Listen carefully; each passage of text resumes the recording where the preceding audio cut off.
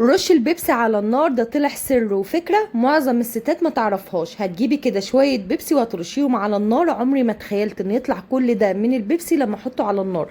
بجد فكرة لأول مرة هتشوفيها معايا. الفيديو ده مليان افكار كتيرة قوي، بإذن الله هتخرجي مستفيدة. فما تنسيش تصلي على رسولها في التعليقات، وتعالي نبدأ مع بعض بأول فكرة موجودة. اول فكره معايا هقولك على اسهل طريقه تسلكي بيها الحوض لو سد معاكي بالشكل ده، بحاجه مش هتخطر في بالك. انتوا عارفين ازاز الشامبو اللي احنا بنجيبها او الصابون اللي بيبقى فيها البتاعه دي حلوه جدا، لما تخلص معاكي اوعي ترميها. دي بقى استخدميها كده ان انت تسلكي بيها الحوض، هتسلك معاكي بمنتهى السهوله. بتدخليها كده في فتحات الحوض زي ما انت شايفه، وتبتدي تحركي الميه حركه بسيطه، هتلاقي الحوض سلك معاكي من غير اي مجهود ومن غير اي تعب. بصي بتلاقي الميه كلها نزلت زي ما انت شايفه. بتاعه دي فظيعه، اوعي ترميها، خساره ان انت ترميها وهي بتسلك الحوض. اي حوض، حوض حمام، حوض مطبخ، بتدخليها كده في الفتحات وتضغطي عليها، بتطلع لك هواء وبتضغط معاكي هواء فبتسلك الحوض.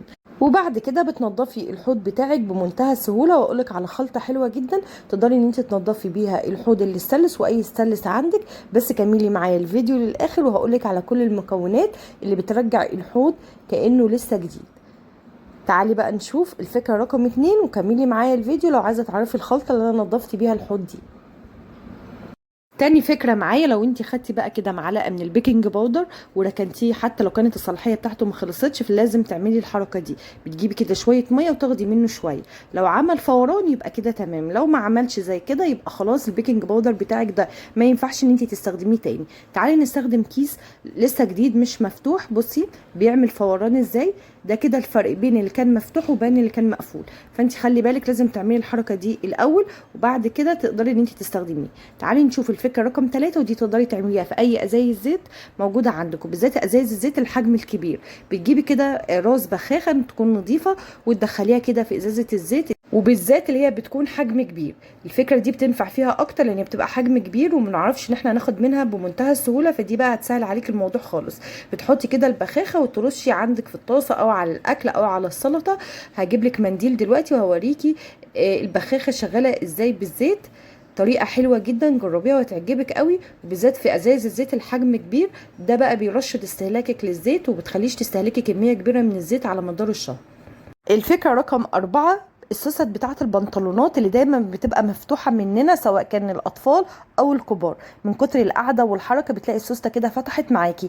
تعالي أقولك على طريقة حلوة جدا تقدري إن انت تنفذيها. بتجيبي كده الميدالية بتاعت المفاتيح وبتاخدي أي دايرة منها كده اللي هي بنحط فيها المفاتيح. هتعملي إيه؟ هتبتدي بقى تاخدي كده دايرة صغيرة، أصغر دايرة معاكي، وتبتدي إن انت تدخليها كده في السوستة بتاعت البنطلون بالشكل ده. بصي بتعلقيها كده في السوسته.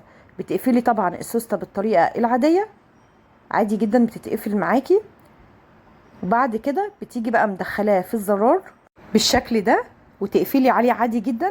يعني انت بعد ما تدخليها كده بتقفلي الزرار عادي خالص كده. استحاله السوسته تفتح معاكي او مع بنتك بمنتهى السهوله من غير اي تعب، لان هي دايما بتبقى متعلقه في الزرار مع الحركه، استحاله تفتح خالص.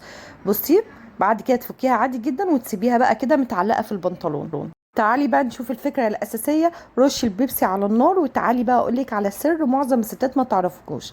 النهارده بقى هتجيبي كده بوتاجازك زي ما انت شايفه، وهتشغلي العيون لمده دقيقه واحده. انا مش عايزاكي تشغليها فتره طويله، لمده دقيقه بس او اقل من دقيقه. المهم العيون بتاعتي تبقى سخنه، عايزه العيون تسخن كلها. هشغل كده انا بقى العيون لمده دقيقه. بصي وبعد كده كل واحده اطفيها واجي احط عليها شويه بيبسي، اطفيها واحط عليها شويه بيبسي وهي سخنه. وبعد كده هجيب طبق وهستخدم باقي البيبسي اللي فضل معايا. زي ما انت شايفه انا بحط شويه صغيرين بس على العين وهي سخنه، وهقولك ليه دلوقتي.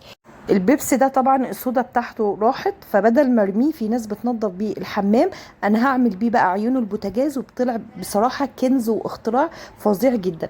بتحطي بقى عليه شويه خل وشويه ليمون زي ما انت شايفه، وبتسيبي قشره الليمونه. وبعد كده بتجيبي فنجان صغير من الصابون السائل الخام وبعد كده بتمليه برده ميه، ما تحطيش ميه كتير، نفس مقدار الصابون بتحطيه ميه. الخلطة دي بقى جبارة في تنظيف عيون البوتاجاز وتنظيف الاستانلس وكمان تنظيف الحوض. فاكرين الحوض اللي انا نظفته في اول الفيديو؟ كان بالخلطة دي، زودت عليه بس كده شوية صابون وغسلت بيه الحوض وغسلت بيه الاستانلس بتاع البوتاجاز. بصي بقى زي ما انت شايفة كده بنقع فيها العيون.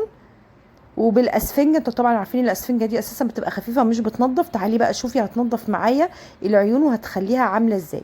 بصوا هنا اصلا ما سبتهاش، انت المفروض ان انت تسيبي العيون فيها لمده مثلا ربع ساعه. انا بوريكي بس كده بمجرد ان انا حطيتها في الخلطه بقت عامله ازاي. هسيبها بقى ربع ساعه وهرجع انضفها معاكي. بجد حرفيا بتخلي عيون البوتاجاز دي بترجع جديده من غير اي مجهود، من غير ما تستخدمي منظفات كتير، من غير ما تستخدمي بيكربونات، لان البيبسي اساسا فيه كربونات. فالفكره دي بتنفعك جدا في تنظيف اي ستانلس بقى عندك، عيون البوتاجاز، حتى كمان الفرن. لو انت عندك الفرن بتاعك فيه دهون ومليان دهون، جربي الحركه بتاعتي دي او الخلطه بتاعتي دي. حرفيا بترجع الحاجه نظيفه زي ما انت شايفه كده. بصي بتشيل الصدى وبتشيل الحروق، ولو جربتيها بجد مش هتبطلي تعمليها. تعالي اقول لك، كتير قوي داخلين بقى على المدارس وتلاقي مثلا اولادك بيبقوا مبهدلين كده ايديهم بالاقلام الجاف، او مثلا عندك بنوته صغيره ومسكت قلم اخوها او اختها الكبيره وبهدلت برضو نفسها بتكتب على ايديها وعلى وشها وعلى رجليها، ونبقاش عارفين نعمل ايه في الموقف ده. تعالي اقول لك، انا فعلا انا كانت بنتي الصغيره بتبهدل الدنيا بالقلم الجاف وتقعد تكتب على ايديها ووشها، لحد ما لقيت الحل. بتجيبي كده اي برفن عندك زي ما انت شايفه وترشي، حتى لو ليه فتره طويله وكتبت ونشف على ايديها او جسمها، عايزه اقول لك هيطلع برضو. بقيت اسيبها براحتها بقى دلوقتي، ما بقيتش اشيل الهم. زي ما انت شايفه بتكتب بقى براحتها وبشيله بمنتهى السهوله، كل ده بالبرفن او البرفان الموجود عندك او معجون الاسنان كمان. تعالي بقى اقول لك على فكره اللي بعد كده.